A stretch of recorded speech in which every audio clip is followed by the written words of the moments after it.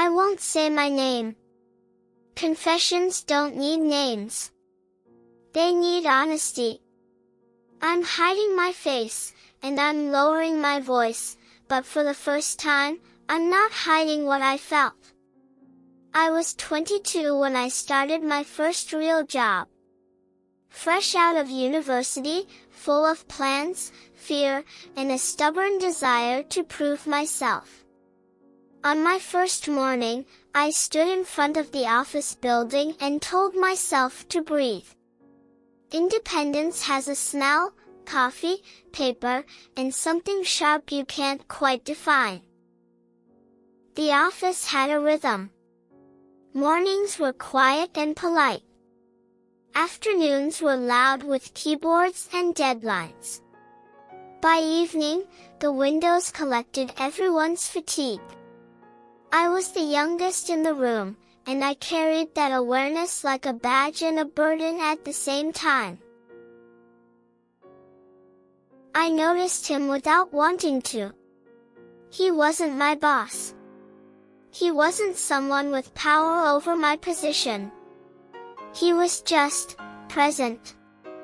Calm in a way that made noise disappear. When he spoke, he didn't rush. When he listened, he actually listened. That alone made him different. At first, it was only work. Files exchanged. Short messages. Clarifying questions. I told myself there was nothing else there. I was proud of being professional. I needed this job. I needed to stand on my own feet. But slowly, something shifted. Our conversations began to stretch. A simple question turned into a discussion. A discussion turned into silence that didn't feel awkward. There were pauses that carried weight. I caught myself rereading emails that ended with, "Good job," or, "Thanks for the effort," wondering why such ordinary words felt unusually warm. I scolded myself. This was an office. Not a dream. Not a place for feelings. And yet, feelings rarely ask for permission. We started having lunch at the same time. Maybe coincidence, maybe choice, I never fully decided. We talked about life beyond work. About expectations, disappointments, the strange fear of becoming someone we didn't recognize. He spoke about exhaustion. I spoke about ambition.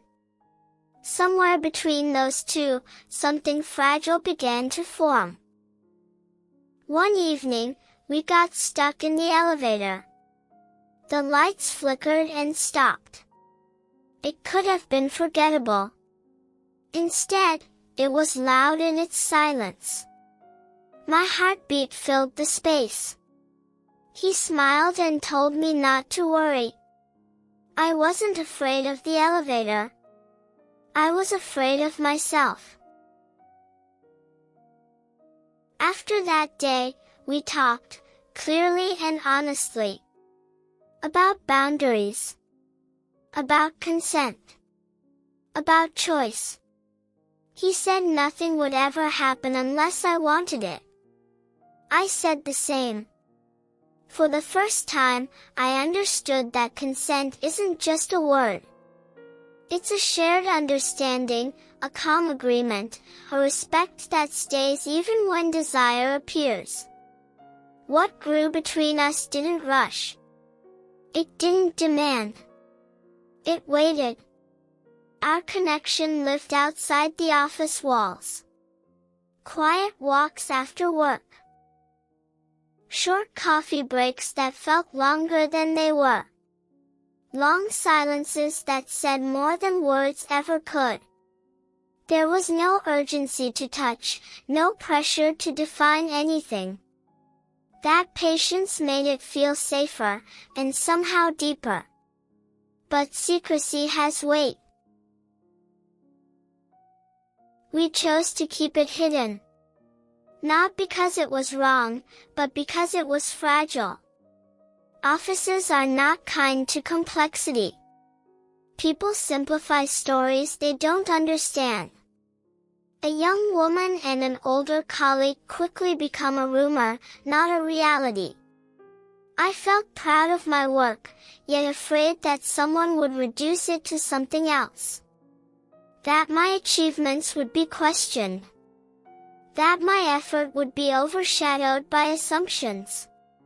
One afternoon, a rumor circulated about someone else in the company. It wasn't about me, but it could have been.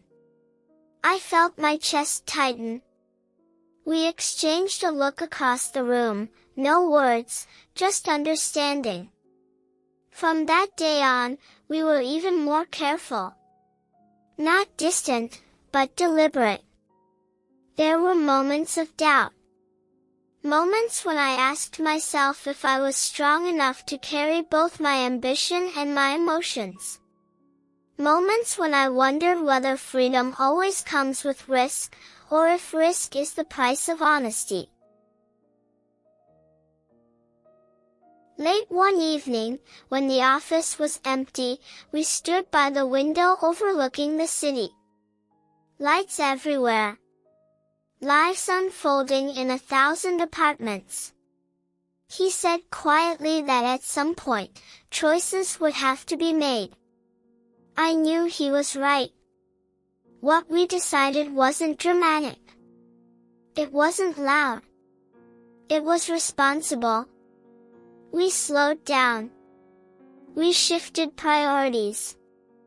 We didn't erase what we felt, but we refused to let it harm who we were becoming. It wasn't a breakup. It was a transformation. A decision to grow, even if that growth hurt. Looking back now, I don't label that chapter with regret or pride. I call it learning. I learned about myself. About boundaries that protect rather than restrict. About consent that feels steady, not rushed. About how easily a woman's professional identity can be questioned, and how important it is to protect it. I'm sharing this confession because silence can distort truth. I'm not accusing anyone. I'm not glorifying anything. I'm simply acknowledging what happened and how it shaped me. If you're listening to this and standing at a similar crossroads, remember this: feelings can be real, but choices define you. Respect, clarity, and self-worth should never be negotiable. My story stayed quiet, but its lessons stayed with me. And maybe now, with you too.